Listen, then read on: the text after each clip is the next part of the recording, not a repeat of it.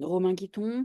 Donc bonjour à tous, merci d'être là pour ce, nouveau café, d'une CNP de médecine interne. Donc moi je me présente, je suis le professeure Anne Bourgari, je suis la présidente de ce CNP de médecine interne. On essaye de faire des réunions, comme ça, en visio, sur le temps du Pour 20 déjeuner. minutes? Ah oui. C'est bon. Pour, vous donner des informations, partager avec vous de nouvelles Oui. expériences.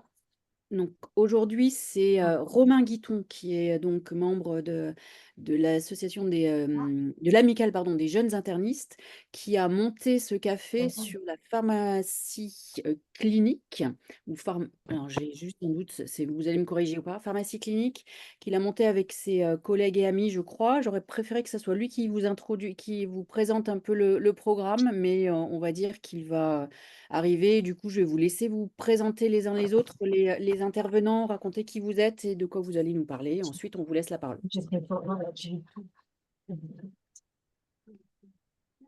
Arnaud, est-ce que tu veux prendre la parole en premier, puisque c'est toi qui nous as contacté avec Céline à l'origine?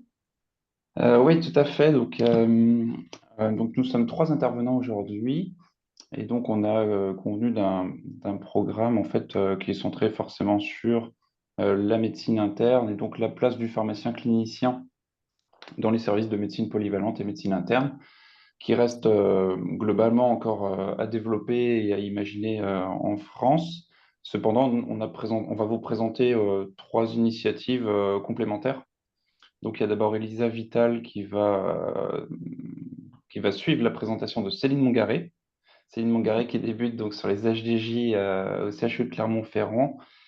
Elisa Vital au CHU de Grenoble va présenter son quotidien en salle, en fait, dans les Ça, je services dis, de c'est soins le de truc à médecine développer polyvalente là. et médecine Je sais pas pourquoi on interne me fait chier encore au à CHU de de Grenoble. montrer, de montrer. Et je Ah ouais, terminerai, c'est utile. j'aurai cet honneur par deux présentations un peu plus transversales qui sont des projets qu'on met en œuvre à l'échelle de l'établissement, que ce soit un système d'aide à la décision ou un parcours de soins qui reprend les activités qui seront présentées juste avant. Juste en complément, si vous pouvez éteindre vos micros parce que je vois que, je sais pas, Pauline et Corinne, je sais pas qui c'est, mais ils n'ont pas éteint leur micro et des fois on les entend. Je vais m'en occuper. Ah, super, merci beaucoup. Alors, je vais peut-être partager le diaporama, du coup. Ouais, je pense qu'on peut commencer donc les trois présentations. Pour que ça convienne à tout le monde, on a convenu d'une présentation plutôt serrée et courte d'une dizaine de minutes chacun pour pouvoir avoir un temps d'échange ensuite. Et voilà. Céline, tu te charges de passer les diapos du coup? Exactement. C'est bon? Tout le monde voit bien le diaporama, ça va? C'est parfait. Super. Donc, comme vous l'a dit Arnaud, donc, tout d'abord, on tenait à remercier le Conseil national des professionnels de médecine interne de nous avoir sollicités pour faire ces retours d'expérience. Donc, moi, je vais vous parler dans un premier temps, finalement, de ma place au sein de l'HDJ Pluripro pour les patients atteints de maladies auto-immunes et auto-inflammatoires. Effectivement, j'ai intégré le centre de référence de médecine interne lors de la mise en place de cette HDJ. Et donc, du coup, je vais vous expliquer un petit peu voilà, quelle est ma place et finalement comment ça s'organise. Donc, pour repositionner un petit peu le service, donc le service de médecine interne sur le site Gabriel Montpied était centre de compétences et il a développé beaucoup d'éducation thérapeutique. Et depuis récemment, du coup, il a été labellisé centre de référence. Dans ce cadre-là, donc l'éducation thérapeutique du patient est quelque chose qui est importante et fondamentale en tant que centre de référence. Et donc, deux programmes sont proposés pour les patients. Un programme de TP qui est emmené par le docteur Smet, qui tourne autour de ma maladie auto-immune, plutôt sclérodermie, lupus et vascularite. Ensemble, faisons le tour de la question. Donc, c'est un programme de TP plutôt pour des patients en groupe et un programme de TP validé par l'ARS. Et puis, il y a 2 ans, il y a eu la mise en place d'un hôpital de jour pluriprofessionnel pour finalement compléter cette offre d'éducation thérapeutique, et ce, pour viser finalement des patients à titre individuel, et puis d'autres pathologies, hein, telles que les DICV, tout ce qui est uvéite, voilà, qui rentrent dans la thématique de maladies auto-immunes et auto-inflammatoires, mais finalement qui ne rentraient pas forcément dans le programme de TP. Donc autour, forcément, ça nécessite, bah, du coup, d'avoir, plusieurs professionnels de santé. Donc dans les professionnels de santé, impliqués, il y a un infirmier qui est là aussi pour, coordonner, et accompagner le patient. Il y a le médecin interniste, bien évidemment. Il y a également, des ergothérapeutes, une diététicienne, et puis récemment, on a intégré une psychologue. Et finalement, selon, les besoins du patient, ben, du coup, on fait intervenir, on peut avoir aussi un sexologue qui vienne, on peut avoir plusieurs professionnels, voilà, un tabacologue si besoin, enfin, c'est vraiment en fonction des besoins des patients. Donc comment ça s'organise? Pour la vision d'un professionnel de santé, généralement, on a des journées banalisées, donc pour moi, en l'occurrence, c'est, tous les lundis, et c'est tous les 15 jours. Donc, en amont de l'hôpital de jour, généralement, les patients sont identifiés par les médecins et qui remplissent notamment une fiche de préadmission. Et puis, c'est coordonné par une infirmière, hein, qui va permettre la coordination et l'accompagnement du patient, et surtout la coordination entre les différents professionnels de santé. Et c'est quelque chose qui est fondamental, hein, pour que l'HDJ fonctionne. 15 jours avant, on fait un staff où on échange sur les patients qu'on va voir. Donc, c'est de l'échange interpro.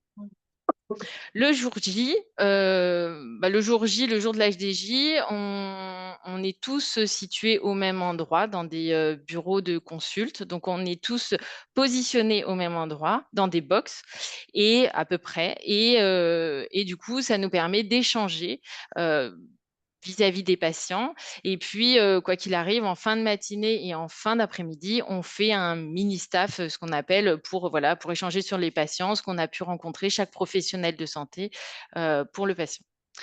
Puis à la fin de cet hôpital de jour, il y a une lettre de synthèse qui est faite. Elle reprend notamment les différentes synthèses de chaque professionnel de santé qui a vu le patient. Et cette lettre de synthèse, elle est faite, par, le médecin, et accompagnée par la secrétaire, et elle est transmise au médecin traitant et au médecin spécialiste. Pour la cotation au niveau de l'institution, bah, c'est coté comme un HDJ pluripro avec 4 actes pour la cotation, et pour, la cotation notamment, économique. Pour la vision patient, du coup, ça lui est proposé lors d'une consultation avec son interniste. Donc ça lui est proposé, et du coup, le patient décide ou pas de participer à cet HDJ. Ensuite, il est appelé par l'infirmière, et il y a une lettre de convocation en complément, qui, lui est adressée. Dedans est repris, on lui dit notamment d'emmener ses dernières ordonnances de son médecin traitant et de ses médecins spécialistes, et on lui dit également de ramener ses boîtes de médicaments. Boîtes de médicaments, pourquoi? Parce que moi, ça me servira pour l'entretien pharmaceutique que je vais réaliser.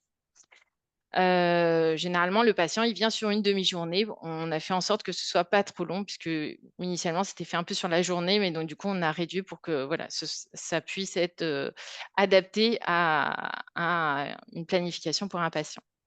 Le jour J, généralement, il rencontre les différents professionnels de santé, donc il y a un entretien qui est fait, et puis il y a une synthèse qui est faite à la fin par, le médecin interniste. Donc moi, je vais vous parler un peu de ma pratique à moi. Qu'est-ce que je fais dans cet entretien pharmaceutique? Donc en amont, je prépare un bilan médicamenteux. Donc j'essaye de préparer le bilan médicamenteux pour avoir l'ensemble des thérapeutiques pris par le patient, et que ce soit le plus exhaustif possible. Donc ça intègre notamment tout ce qui est automédication, tout ce qui est médicaments prescrits autres, par des spécialistes, etc. On sait que pour avoir un bilan médicamenteux le plus exhaustif possible, il faut à minima 3 sources d'informations. Donc, en amont, je le prépare avec le dossier informatisé du patient, et puis après, je le complète et le finalise lorsque je vois le patient. Je réalise une expertise pharmaceutique clinique. Donc, qu'est-ce qu'on appelle expertise pharmaceutique clinique dans notre jargon? C'est finalement une analyse pharmaceutique, mais au regard de tout le contexte du patient. Donc, c'est-à-dire les données biologiques, les données cliniques, mais également le contexte social du patient, etc. Et dans un objectif finalement d'être le plus exhaustif et de faire une expertise.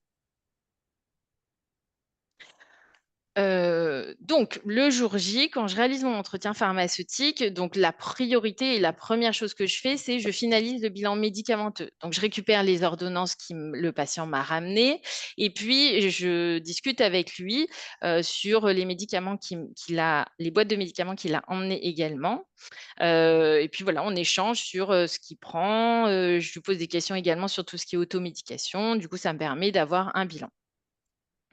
Et puis après, une fois qu'on a fait ça, et ben on aborde, donc l'entretien il va se dérouler en 3 étapes. Tout d'abord, une partie sur les connaissances qu'a le patient de ses médicaments. Donc en fait, à l'aide des boîtes qu'il a ramenées de médicaments, je lui demande de les positionner. Donc j'ai des cartes symptômes et cartes pathologie. Et je lui demande de me les positionner pour voir finalement, ça me permet de voir ce qu'il sait, à quoi ça lui sert, et puis du coup de réajuster si besoin. La deuxième partie, ça va être plutôt sur la gestion du traitement dans sa vie quotidienne. Donc, comment il s'organise? Donc, je lui propose une frise quotidienne et je lui demande de positionner de ses boîtes de médicaments de 5 heures du matin jusqu'à minuit. Et du coup, il doit me dire quand est-ce qu'il prend ses médicaments et comment. Donc, il me dit est-ce qu'il les prend avec son petit déjeuner, avec son repas ou pas du tout. Enfin, voilà. Du coup, ça me permet de voir comment il prend ses médicaments. Pour les prises hebdomadaires, du coup, il y a des petits jours, des jours qui permettent de positionner. Si par exemple le méthotrexate, il le prend le mercredi, du coup, il me notifie que c'est le mercredi qu'il prend son métho. Ça me permet d'aborder la notion aussi d'oubli. Et donc, dans le dernier mois, je lui demande de positionner finalement ces boîtes de médicaments sur lesquelles il peut arriver d'oublier un peu. Donc, je lui donne une fréquence parce que du coup, on n'a pas forcément la même notion d'oubli entre le patient et moi. Donc, du coup, je lui dis 1 à 2 fois. Est-ce que ça vous est arrivé déjà de l'oublier? Pas d'oubli et plus de 2 fois. Du coup, voilà, c'est totalement aléatoire, mais du coup, ça me permet un peu d'avoir une vision est-ce que ça lui arrive d'oublier son traitement. Et puis après, sur cette base-là, du coup, on essaye de trouver ou de discuter sur les raisons de pourquoi ça lui est arrivé d'oublier. Et puis de travailler sur finalement des méthodes pour éviter les oublis. Donc ça peut être une alarme, ça peut être mise en place d'un pilulier, ça peut être, enfin voilà, ça dépend en fait de ce pourquoi il a oublié. La dernière partie, j'aborde finalement tout ce qui est automédication et phytothérapie, ce qui permet de faire un point global sur l'ensemble des traitements. Sur tout ce qui est automédication, du coup, le patient me dit s'il prend tout ce qui est paracétamol, ibuprofène, etc. Donc, je lui présente des médicaments au regard de ce qu'il peut avoir en libre accès à la pharmacie. Et puis, sur la partie phytothérapie, je lui présente pareil des cartes, tout ce qui est multivitamines, vous les voyez là, ça lui permet de savoir un peu ce qu'on appelle par phytothérapie, parce que c'est très large. Et donc, du coup, il peut y avoir, voilà, du coup, ça peut lui donner des idées sur les pilules, les petites gélules, les ampoules, enfin voilà, tout ce qu'il peut prendre en phytothérapie. Et donc, au regard, moi, ce que je fais, je regarde s'il y a des interactions qui ont lieu avec les médicaments que j'ai identifiés. À la fin de ça, un compte-rendu pharmaceutique est réalisé sous forme d'un avis pharmaceutique où je recense le bilan médicamenteux et puis les différentes interventions ou en fait les discussions qu'on a abordées avec le patient, les interventions pharmaceutiques que j'ai pu faire et discuter avec le patient. Donc là, je vais vous présenter juste un petit bilan de ce que j'ai fait là depuis septembre 2022. Donc jusqu'à mai 2024, donc en 1 an et demi, j'ai pu rencontrer 111 patients. Donc 111 patients ont eu un entretien pharmaceutique en premier entretien, puisque après on peut être amené à les revoir 6 mois, 1 an après. Donc voilà, là c'est vraiment sur le premier entretien. La population que j'ai pu rencontrer, c'était essentiellement à majorité de femmes, avec un âge assez jeune, d'un ordre de 50 ans. Les pathologies principalement rencontrées, c'est essentiellement des patients atteints de lupus et ou de SAPL, de vascularite et sclérodermie, majoritairement. Les patients avaient à peu près un nombre de médicaments sur leur bilan médicamenteux d'environ 8 médicaments, donc ce qui fait partie des patients polymédiqués, hein, quand même. 36% des patients ont dit qu'il leur arrivait d'oublier leurs médicaments et ils prennent de la phytothérapie ou de l'automédication, donc c'est assez large, hein, l'automédication, pour 50% des patients. Voilà. 155 interventions pharmaceutiques ont été réalisées sur ces patients, donc ce qui fait à peu près en moyenne entre 1 et 2 interventions par patient. Les principaux problèmes qu'on a pu rencontrer, c'est essentiellement donc des plans de prise qui n'étaient pas optimales par rapport à leur prise médicamenteuse. C'est notamment, alors j'ai eu des patients qui avaient de l'argile ou du Gaviscon et qui les prenaient en même temps que leurs médicaments, ou alors c'est des patients qui prenaient du Levothyrox qui me disaient bien qu'ils le prenaient à jeun, mais finalement quand on les mettait en situation, ils le prenaient à jeun, mais avec leur petit déjeuner, mais ils le prenaient tout au début du petit déjeuner, mais voilà. Ça peut être aussi des patients, enfin j'ai eu une patiente aussi qui prenait du furosémine, mais ça la gênait finalement parce qu'elle le prenait avant de faire son activité et donc du coup elle était gênée puisque voilà, du coup donc c'était problématique pour elle. Tout ce qui était dans les problèmes qu'on a pu discuter avec les patients, c'était des problèmes d'observance, hein. La majorité, franchement, c'était des problèmes d'observance où l'observance, ça pouvait être la metformine qui n'était pas prise le midi parce que oubli ou parce que j'ai eu le cas aussi d'une patiente pour laquelle ça lui procurait des diarrhées. Donc, du coup, elle avait arrêté sa metformine le midi et elle ne l'avait pas dit au médecin. Et sinon, c'est les prises le soir, les prises notamment de Celcept le soir ou de Plaquenil le soir, pour lequel les patients ne les prenaient pas parce qu'ils avaient que ça à prendre le soir. Et donc, du coup, en fait, une fois sur deux, ils les oublient. Et puis, le monitorage à suivre, alors ce que j'appelle, ce qui est appelé monitorage à suivre, c'est, j'ai eu le cas là d'une patiente qui prenait en phytothérapie de l'extrait de reishi. Et en fait, ça peut provoquer une hépatotoxicité. Donc, en fait, j'ai discuté avec le médecin pour qu'il fasse un bilan hépatique et qu'il y ait un suivi un peu hépatique, même s'il y a des suivis qui sont réguliers, hein. Mais voilà, du coup, avoir une vigilance sur le bilan hépatique de cette patiente. Parce que l'objectif non plus n'est pas que le patient ne prenne pas de phytothérapie, c'est juste d'écouter ce qu'il prend et d'ajuster si besoin. Mais si le patient veut absolument prendre son extrait de reishi, du coup, c'est important d'écouter, et de ne pas avoir de jugement et de faire attention à finalement ce que prend le patient, pour pas pour qu'il soit le plus à l'aise possible. La plupart des interventions ont été acceptées parce que finalement, ça émanait d'une discussion avec le patient, hein. Donc finalement, on arrivait assez régulièrement à se mettre d'accord. Et puis des fois, il y a des patients qui ne voulaient pas. En perspective, ce qui est à faire, c'est surtout la cotation des actes de pharmacie clinique. Alors, il faut savoir qu'à l'heure actuelle, la cotation, elle n'est pas faite par la pharmacie, mais elle est faite par la secrétaire par un team, enfin par le DIM, hein, pour faire plus simple, et au regard de la lettre de synthèse. Et nous, on ne cote pas du tout en tant que pharmacien l'acte parce que, comme vous avez vu, en fait, je peux être amenée à faire une expertise pharmaceutique clinique, un bilan médicamenteux. Je fais un entretien, donc finalement, des fois, je peux faire 2 ou 3 actes de pharmacie clinique et pour l'instant, du coup, c'est coté juste comme autre. Mais je crois que c'est marqué pharmacie, mais voilà. Et donc, du coup, on a un travail au niveau de l'institution pour être dans la capacité à coter les actes de pharmacie clinique qu'on fait. Et puis, sur le point de l'HDJ et du relais vers les soins primaires qui est essentiel, puisque finalement, on les voit en hôpital de jour, après ils repassent chez eux. C'est essentiel de faire un courrier de synthèse, mais que ce courrier de synthèse parte bien au médecin traitant, hein, pour qu'il puisse faire le relais vis-à-vis de tout ce qui a pu être dit en pluripro. Et à l'heure actuelle, on ne fait pas de relais vers le pharmacien d'officine, mais ça, c'est une perspective sur laquelle il faut que je travaille là-dessus. Voilà, c'est quelque chose qu'il faut qu'on intègre dans la boucle. Mais pour l'instant, on est un peu bloqué sur la messagerie sécurisée à l'heure actuelle, qui n'est pas optimale et qui n'est pas forcément vue partout, ouverte par tous les pharmaciens d'officine. Voilà.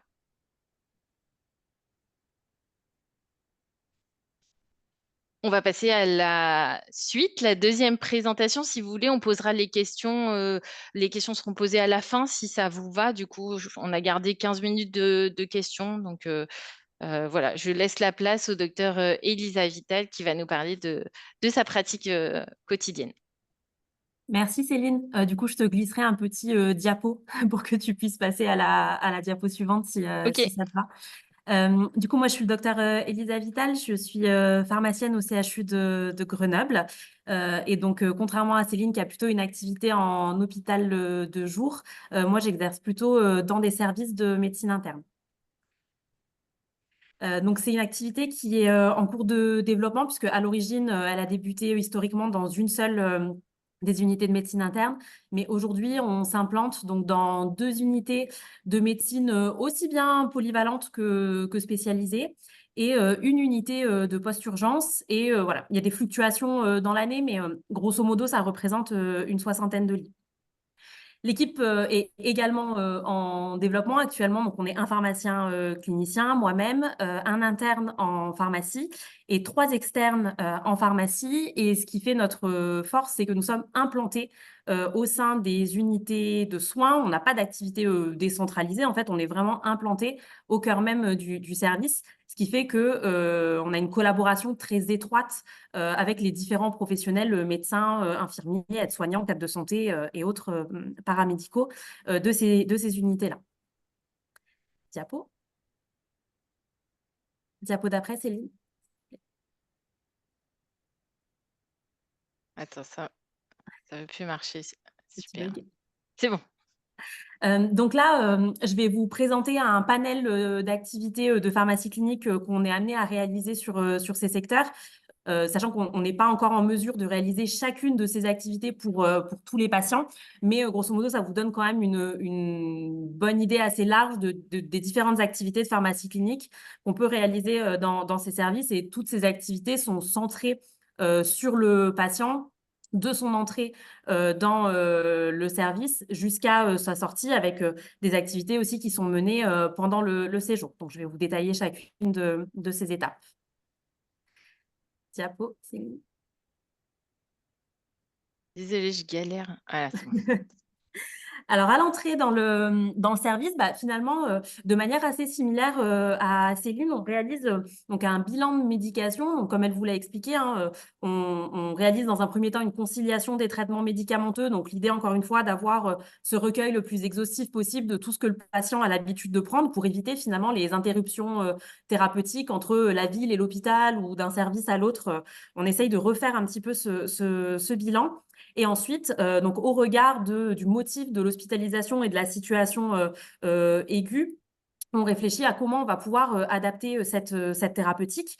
Et dans le cadre de l'entrée du patient, on réalise également un entretien. Donc, pareil, un peu à la manière de Céline, l'idée, c'est de refaire un point avec le patient, d'où il en est dans sa prise en charge, ce qu'il a compris de son traitement, comment ça se passe pour lui à la maison, et finalement de refaire un point avec lui sur ce qu'il attend de cette hospitalisation. C'est ce que j'ai appelé là le projet formalisé de suivi thérapeutique. Pendant l'hospitalisation, on peut être amené à revoir le patient au cours d'entretiens pharmaceutiques, alors avec des objectifs très variés, en fonction de différentes problématiques qu'on aurait pu détecter à l'entrée. On peut être amené à le revoir pour rediscuter un petit peu avec lui de problématiques d'observance ou d'adhésion thérapeutique. On peut être amené également à refaire un point avec lui sur des traitements qu'il avait l'habitude de prendre, mais pas forcément très bien. L'exemple le plus caricatural, ce sont peut-être les dispositifs d'inhalation pour l'asthme ou la BPCO qui finalement ne sont pas forcément très bien utilisés par le patient. Donc, on peut être amené à le revoir aussi dans le cadre de ces thérapeutiques-là.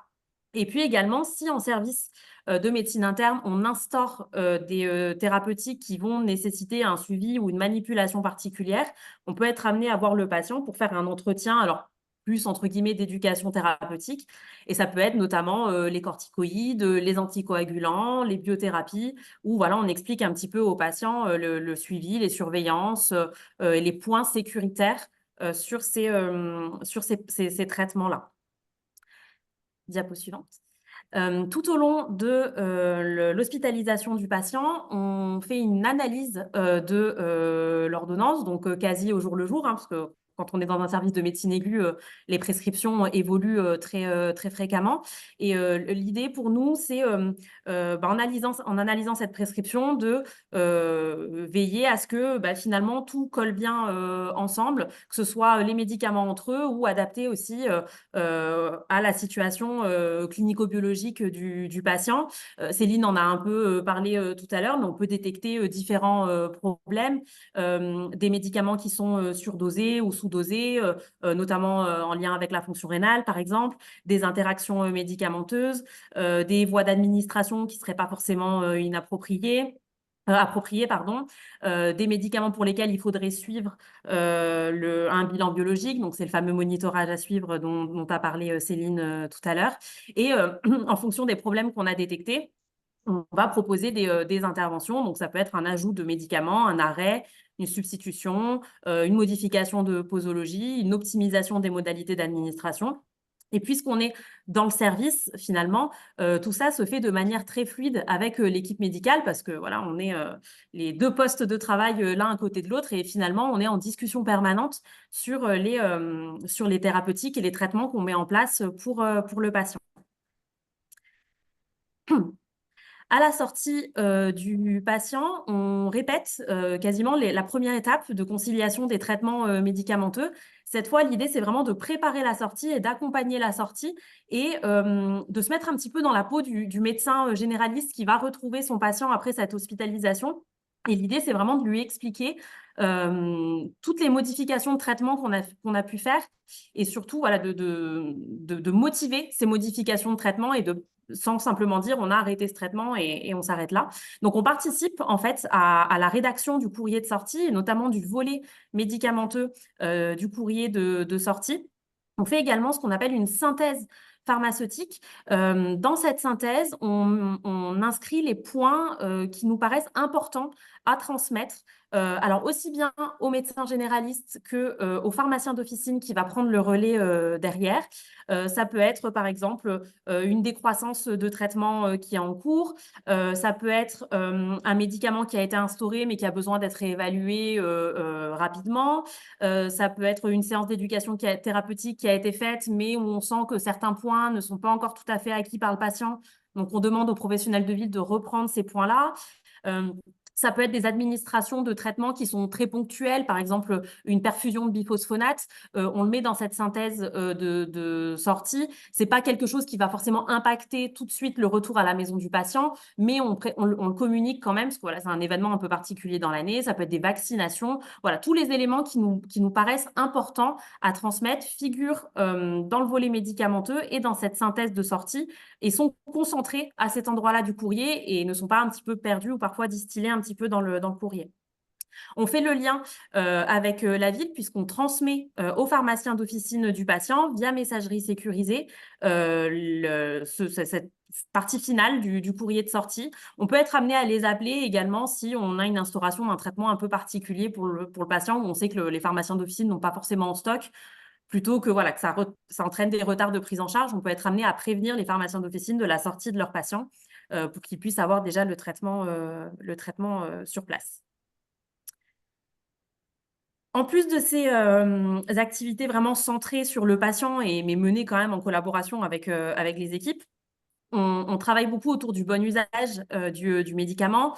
Notamment, on accompagne les équipes soignantes et notamment les équipes infirmières sur les problématiques d'administration, que ce soit de l'administration de médicaments injectables ou PEROS. Il n'est pas rare qu'on soit sollicité pour savoir si on peut écraser, couper un traitement, ou avoir des modalités pratiques de reconstitution ou dilution d'un traitement IV. On supervise également les dotations et les besoins médicamenteux et en dispositifs médicaux. L'idée, c'est d'avoir toujours dans le service une dotation de traitement qui est adaptée aux besoins du service. On peut être amené à réaliser des déclarations de pharmacovigilance quand on suspecte l'imputabilité d'un traitement sur un événement indésirable. Et on fait également le lien avec les autres services de la pharmacie, donc notamment la pharmacotechnie, le référencement, la mise au livret, l'approvisionnement, dispensation. L'idée, c'est que de par notre présence dans le service, on a une très bonne connaissance de ce qui s'y passe et c'est facile pour nous d'être le relais vers d'autres services de la pharmacie. Et inversement, d'ailleurs, hein, c'est une communication qui se fait dans les deux sens. Voilà pour ma présentation. Merci Céline pour le passage des diapos. Je te laisse la parole, Arnaud. Oui, merci Elisa. Bonjour à tous ceux que je n'ai pas encore salués. Donc Arnaud Potier, je suis pharmacien dans le Grand Est au centre hospitalier de Lunéville. Et donc ravi d'être ici pour vous présenter deux projets qui sont mis en œuvre de manière plus transversale dans les hôpitaux du Grand Est. Avicenne, un système d'aide à la décision pharmaceutique, et puis Médicis, qui est un parcours de soins qui synthétise un peu toutes les actions qui ont déjà été présentées.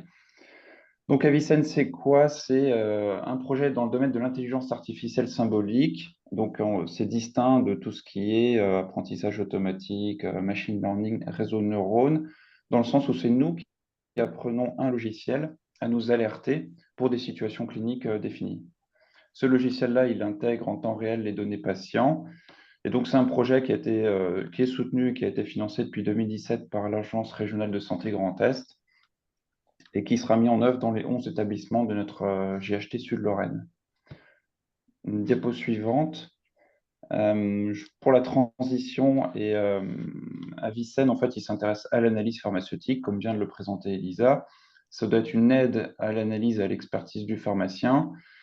Et c'est un défi de taille dans nos établissements où il y a 500, 1000, 2000, voire plus de patients et au maximum quelques dizaines de pharmaciens cliniciens. Donc on imagine aisément qu'il peut y avoir des trous dans la raquette. Et c'est pour ça qu'on a conceptualisé le système d'aide à la décision pharmaceutique. Donc, diapo suivante, je vous présente comment ça marche. Ce système d'aide à la décision, en fait, il marche selon un principe assez universel. C'est l'association de trois éléments. Un premier, c'est un logiciel. Ensuite, il y a les données de santé du patient. Si on clique, on va les voir rentrer dans l'item données de santé. Ce sont les prescriptions de médicaments, les résultats de biologie clinique, les constantes de la pancarte, les antécédents des précédents séjours du patient et ses mouvements intra-hospitaliers. Donc, on a un logiciel des données de santé et ensuite, on modélise des situations qui vont constituer la base de connaissances, en fait, ce que connaît le système et ce sur quoi il va nous alerter. Et ensuite, on a des alertes du logiciel.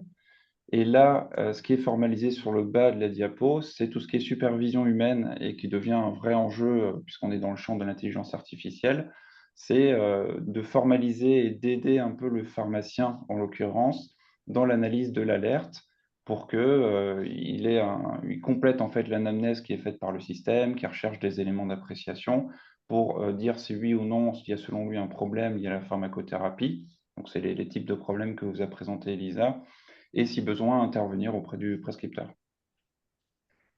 Diapo suivant, donc ce qu'on vous présente ici, c'est les logiciels. Donc il y avait Pharmaclass de KinTurtle, Vidal Sentinel de Vidal et Pharmia de Quinton, qui sont un peu les trois éditeurs de logiciels sur le marché et qui traduisent l'existence d'un besoin. Et donc, à quoi ça sert? Ça sert à l'analyse pharmaceutique des prescriptions qui doit idéalement précéder la délivrance du médicament. C'est ce qui se passe par exemple dans une pharmacie de ville. La détection des problèmes, l'enjeu de la pertinence clinique et la cible qui est de généraliser l'analyse pharmaceutique à tous les patients de l'établissement, quel que soit leur âge. Pour illustrer ce besoin, je vous présente un cas très succinct d'une patiente de 52 ans qui est admise pour insuffisance respiratoire aiguë après une crise d'épilepsie. Habituellement, elle est traitée par 2 grammes jour de valproate de sodium.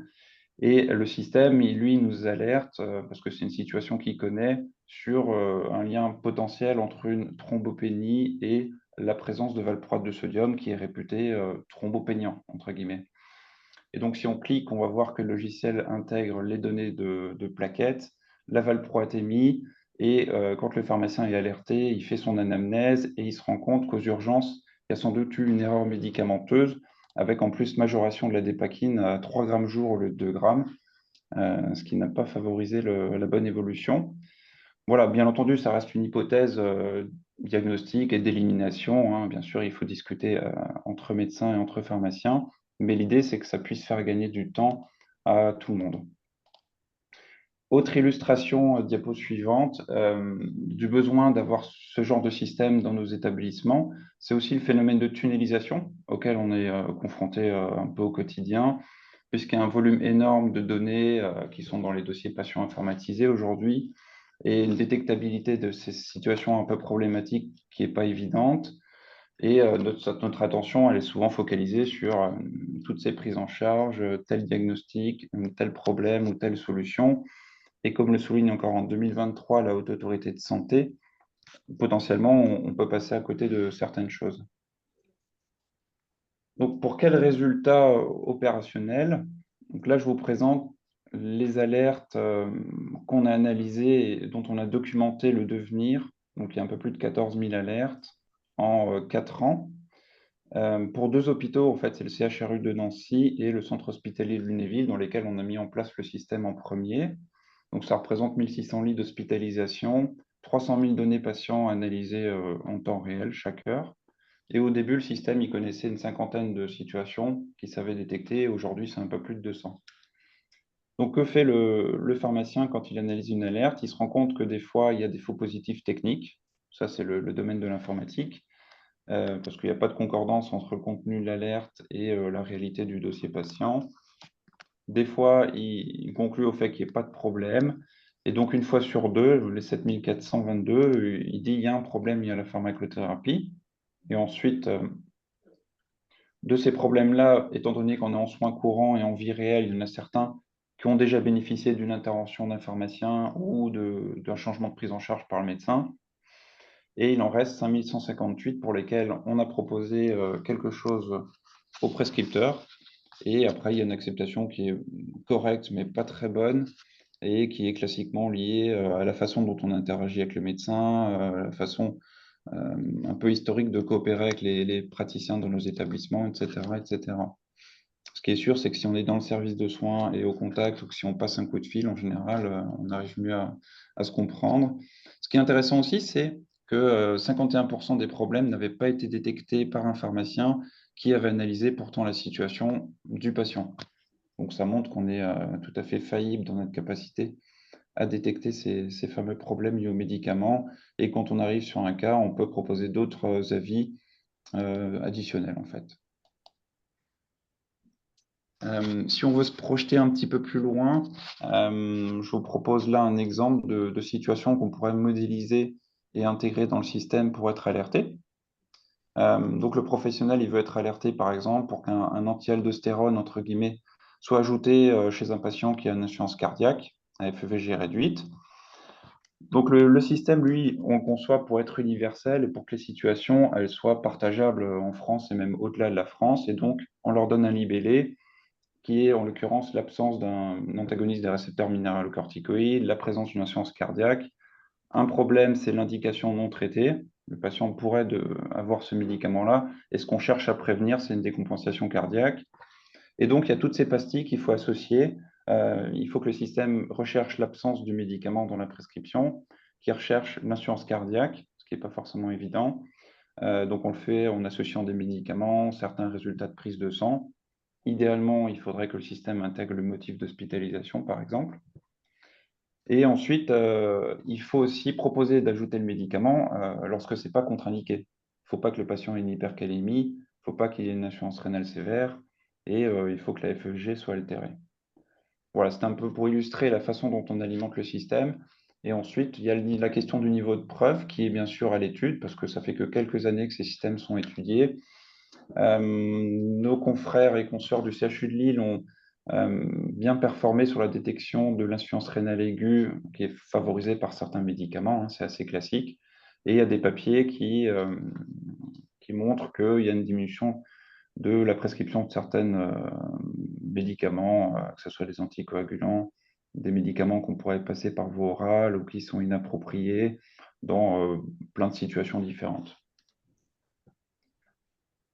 Donc là, j'en ai fini pour la présentation d'Avicenne et maintenant, en quelques diapos, je vous parle du parcours de soins Médicis qui est financé en fait dans le cadre de l'article 51 du PLFSS 2018 sur les innovations organisationnelles en l'occurrence, qui est piloté dans notre établissement pour 5 hôpitaux du Grand Est et qui en fait, diapo suivante, on va le voir, regroupe un ensemble d'actions à la fois de pharmacie clinique et bien sûr de coordination avec tous les professionnels de santé. Là, on retrouve ce que nous a présenté Elisa et ce qu'elle fait dans le service de soins, c'est la conciliation à l'admission et à la sortie du patient. Il y a un profilage qui est fait, notamment avec une infirmière ici, du risque médicamenteux, et le parcours de soins est prescrit. Il y a une analyse de pertinence qui est répétée pendant le séjour, y compris en utilisant Avicenne, y compris au cours de RCP avec les médecins. Ce qui est particulier et très apprécié des patients, c'est un accompagnement thérapeutique personnalisé qui est proposé pour répondre vraiment aux besoins du patient. C'est ce que faisait aussi Céline lors de ses entretiens patients et vraiment répondre à ses besoins, à ses objectifs personnels. Cet accompagnement, il peut être poursuivi en ville par les pharmaciens d'officine formés, par les infirmiers formés et à une consultation à J30 pour clôturer le parcours. Un petit exemple, diapo suivante, que de toute façon vous connaissez et vous rencontrez dans votre exercice. Une patiente de 72 ans en chirurgie orthopédique et lors du transfert en rééducation, ben, c'est le traitement de l'admission en chirurgie qui a été represcrit. Et donc, il y avait une erreur médicamenteuse non intentionnelle et évitable sur 15 des 19 lignes du traitement. Voilà, ça recouvrait soit des anticoagulants, le traitement de la maladie de Parkinson, voilà. De toute façon, c'est une question d'organisation et de transfert d'informations, pas du tout de compétences ou d'expertise de tel ou tel professionnel. Et sur la diapo suivante, je mentionne les autres parcours de soins similaires qui sont mis en œuvre. Il y a Iatroprev dans les Hauts-de-France, Octave en Bretagne et Pays de la Loire. Il y a des confrères de Bourgogne qui pilotent DIVA, avec pour objectif d'améliorer la prise en charge des patients victimes d'AVC ou d'infarctus. Voilà, il y a un certain nombre d'initiatives aussi dans le domaine des chimiothérapies orales qui sont à l'étude. Et pour finir, sur l'impact du parcours de soins Médicis, en termes d'activité, c'est 6200 patients qui avaient été inclus en 3 ans.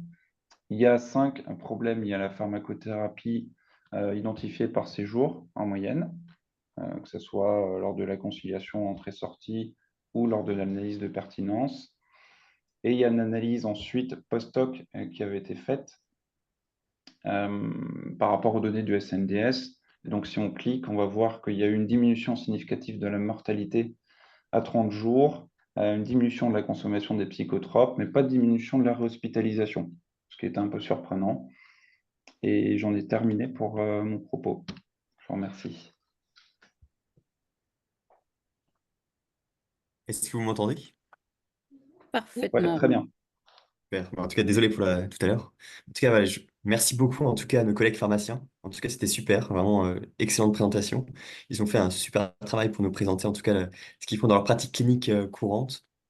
Et en tout cas, merci pour leur engagement au quotidien pour les patients, qui nous ont pu montrer sur leurs différents rôles, à la fois en HDJ, en médecine, à la fois en service de médecine interne et à la fois sur l'utilisation de systèmes d'aide à la décision.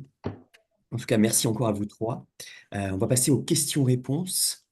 Une des questions pour le public, que j'aurais en premier, c'est est-ce que vous avez un pharmacien dans vos services respectifs et est-ce qu'il fait le même type de travail, soit en médecine interne, dans un service, ou soit en HDJ, ou soit avec un système d'aide à la décision? Voilà, je lance les questions. N'hésitez pas à intervenir soit dans le chat, soit directement à prendre la parole.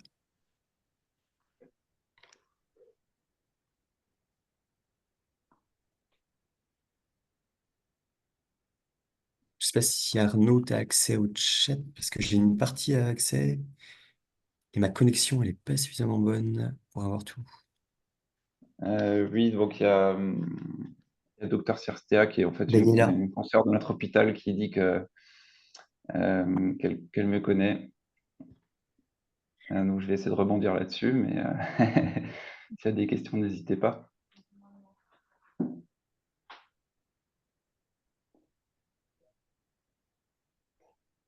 Moi, j'ai une question, mais U. peut-être que vous l'avez dit, excusez-moi, Anne Bourgari.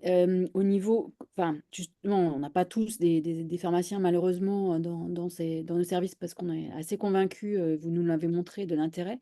Mais, et ma question, moi, j'ai une question financement pour ces postes et attractivité aussi pour vous, les pharmaciens. Est-ce que ce sont des postes qui peuvent améliorer l'attractivité de l'activité hospitalière?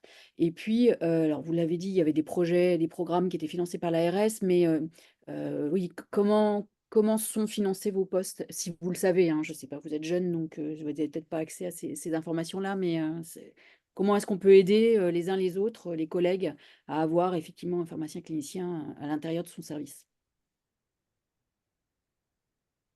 Qui veut répondre? Moi, je peux parler sur l'attractivité. Je pense que la partie de l'attractivité, c'est quelque chose qui intéresse un certain nombre de jeunes qui sortent de l'internat. Sur la partie pharmacie clinique, le fait d'avoir une intégration dans le service, c'est vraiment quelque chose qui intéresse beaucoup nos futurs pharmaciens. D'ailleurs, je ne sais pas s'il y en a là, mais du coup, je pense qu'ils peuvent parler à ma place.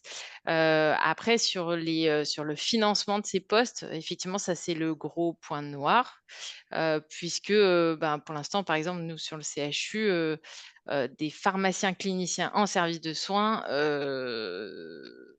bah, il y en a pas. Voilà.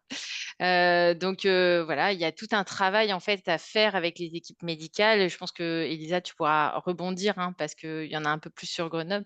Mais il y a tout un travail à faire avec les équipes médicales et avec les services de soins pour proposer ou pour, enfin voilà, pour avoir finalement un financement et pour l'emmener. Alors ça peut être, ça dépend du niveau institutionnel en fait, mais ça peut être dans un appel à projet ou enfin voilà, du coup, de proposer. Alors nous, on a des DAN chez nous récemment, enfin voilà, des projets à monter, du coup, mais le truc est de le présenter à la direction et le truc, c'est que par contre, il faut montrer une plus-value, économique. La HDI Pluripro, c'est une belle opportunité, mais voilà, du coup, c'est un travail à faire avec, la DAF, enfin voilà, mais du coup, voilà, ça c'est une des pistes, hein, de travail, qui peut être faite, quoi. Elisa, peut-être, si tu veux rebondir par rapport à ça? Oui, alors bah, déjà, je complète ce que tu disais, Céline, sur l'attractivité. Complètement, on le voit aujourd'hui, la pharmacie clinique, c'est une discipline qui se développe de plus en plus et on a de plus en... Moi, je suis voilà, jeune collègue pour le moment, mais j'encadre beaucoup d'étudiants dans le cadre de ma pratique et on voit que c'est une thématique, en tout cas une discipline qui attire de plus en plus les jeunes. Donc, sur ça, je pense qu'il n'y aura jamais un problème d'attractivité quand on propose un poste de pharmacien clinicien. Pour ce qui est du financement, alors bon, je suis peut-être pas la mieux placée pour en parler, mais en tout cas, nous, au CHU de Grenoble, on est une grosse dizaine de pharmaciens cliniciens, une quinzaine d'internes en pharmacie clinique, donc effectivement une grosse équipe, mais ça s'est pas fait en 2 jours, hein, ça a fait peut-être une vingtaine d'années, même plus, une trentaine d'années qu'a commencé le déploiement de la pharmacie clinique à Grenoble avec le professeur Jean Callot, qui est bien connu des pharmaciens de France. Et en fait, c'est le passage à l'informatisation qui avait à l'époque voilà, lancé cette dynamique aussi de installer des pharmaciens, de sortir un peu les pharmaciens de leur cave et de les placer dans les unités. Et après, c'est vrai que voilà, sur les financements, ben, aujourd'hui, ça peut se faire au travers de PREPS, effectivement, de financement ARS autour de projets. Et on le voit aujourd'hui, la mobilisation, elle vient des médecins aussi, qui ont travaillé avec un pharmacien clinicien dans le cadre d'un projet sur voilà, un contexte bien défini, mais qui après vont un peu taper du poing sur la table au niveau de la direction en disant bah voilà, on veut garder notre pharmacien, il faut qu'on trouve des solutions pour pérenniser. Et c'est vrai que voilà, comme disait Céline, après c'est de l'analyse financière, parce que voilà, l'idée c'est de montrer de la rentabilité, mais Il y a plein de publications scientifiques qui montrent l'intérêt des pharmaciens cliniciens et notamment dans l'évitement de la iatrogénie médicamenteuse. Et on le sait, l'iatrogénie médicamenteuse, ça a un coût aussi, un coût de santé publique pour les patients, de prolongation d'hospitalisation. Et dans ça aussi, nous, on a un rôle à jouer. Donc, voilà, on arrive un petit peu avec ces arguments économiques-là à installer en tout cas des réflexions et des pérennisations d'activités dans les hôpitaux. Céline, je ne sais pas si je peux intervenir pour Vichy, juste pour expliquer. Nous, pour pouvoir créer un poste, c'est vrai qu'en fait, on avait la demande des médecins de pouvoir avoir une activité de pharmacie clinique en service de néphrologie. Et en fait, on a monté un projet de docteur junior. Ce qui fait que pendant 1 an, l'activité s'est montée progressivement et finalement, Romane s'est rendue indispensable au service et on a eu un réel appui de tous les médecins pour pouvoir pérenniser son poste derrière sur un poste d'assistant. Et je pense que le docteur junior peut vraiment être un levier pour pouvoir mettre en place une activité dans un service où il n'y en a pas, montrer l'efficacité aussi auprès de la direction et derrière pouvoir négocier plus facilement avec l'appui des médecins. Nous, ça a vraiment été vraiment décisif. Merci Bonjour, je ne sais pas beaucoup. si mon micro marche Oui, ou pas, si vous m'entendez. allez-y, on vous écoute. Moi, je confirme, moi, je travaille à Lunéville, là où travaille Arnaud aussi. Je confirme l'aide précieuse au quotidien, enfin, plusieurs fois par jour, même apportée par les pharmaciens. Et à la fois en nous corrigeant certaines erreurs voilà, qui sont passées inaperçues et pour avoir des avis. Donc là, c'est vrai que nous, c'est sûr qu'on peut regarder le Vidal, mais c'est beaucoup plus facile de discuter de vive voix avec quelqu'un qui a une expérience, qui a d'autres outils et qui peut mieux nous conseiller que voilà, simplement un outil pharmacologique.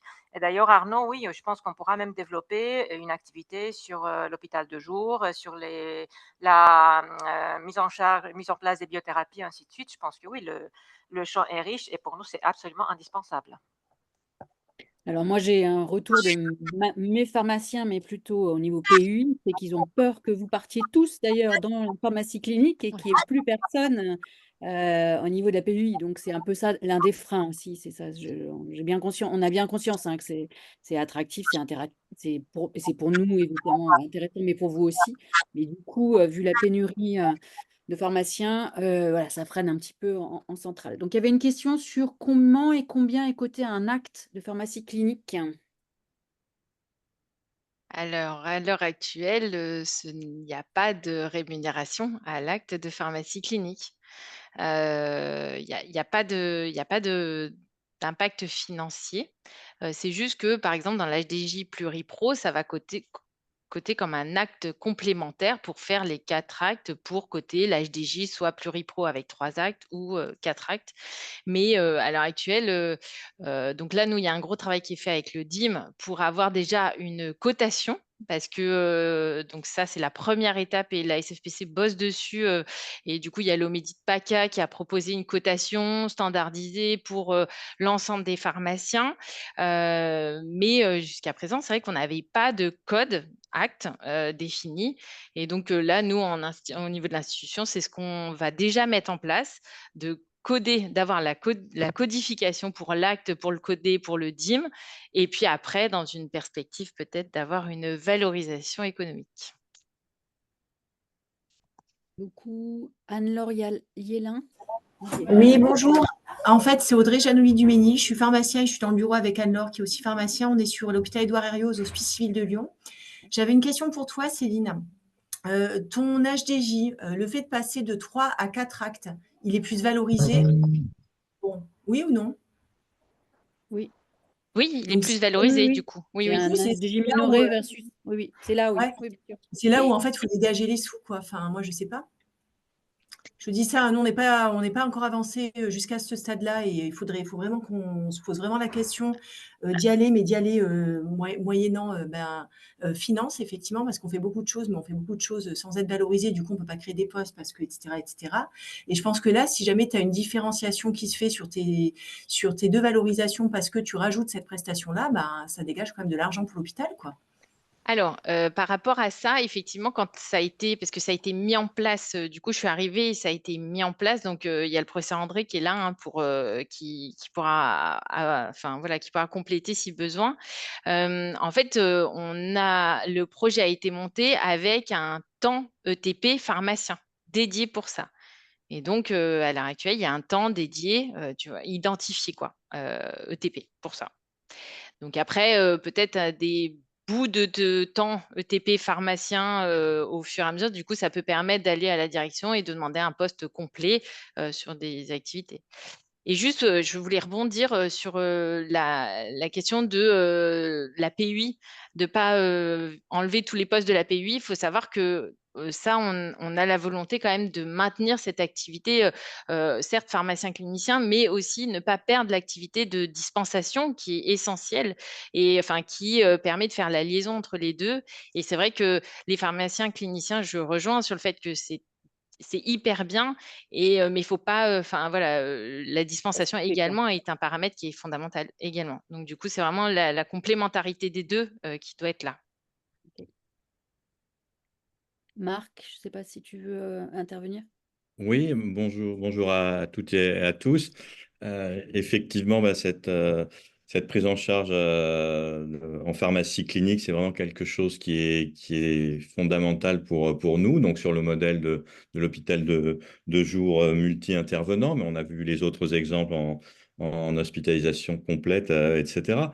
Ça, ça permet vraiment un plus pour les patients, un service rendu. Et puis une coopération finalement, quelque part, avec les professionnels, que ce soit en intra-hospitalier, mais aussi, ce qui est très important, le réseau ville-hôpital. Vous êtes pas mal revenu là-dessus. Ça, c'est quelque chose de très important pour le parcours du patient.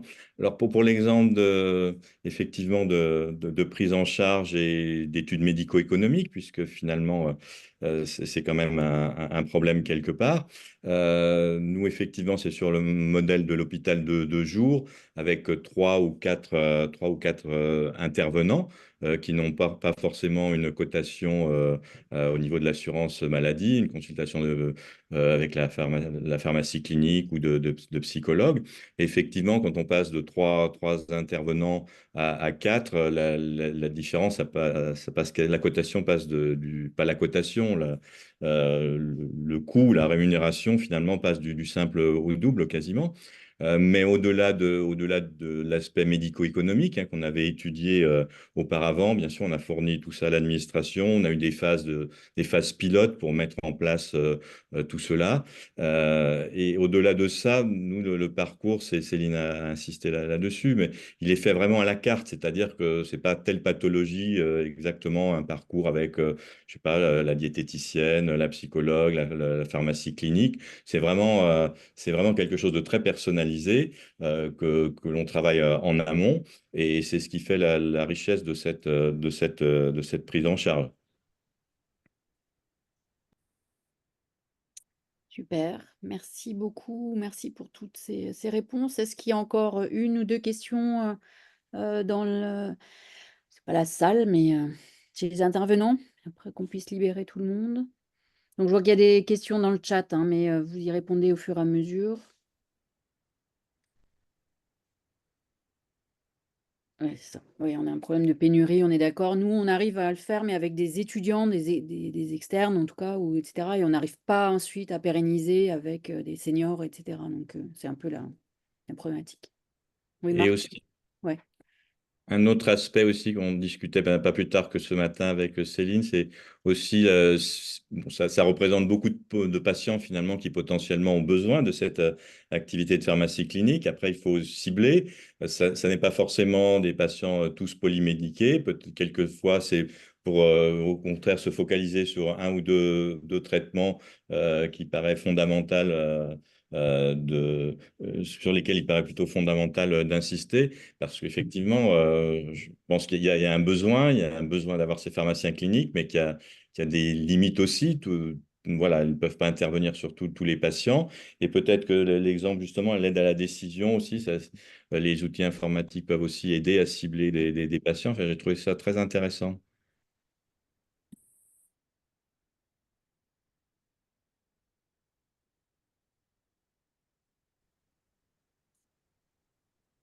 Merci à tout le monde.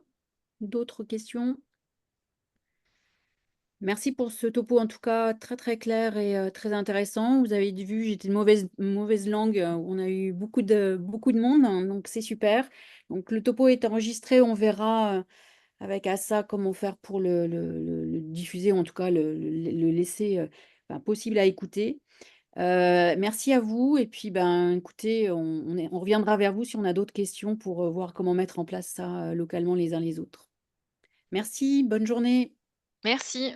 Merci Merci. beaucoup. Au revoir. À bientôt. Au revoir.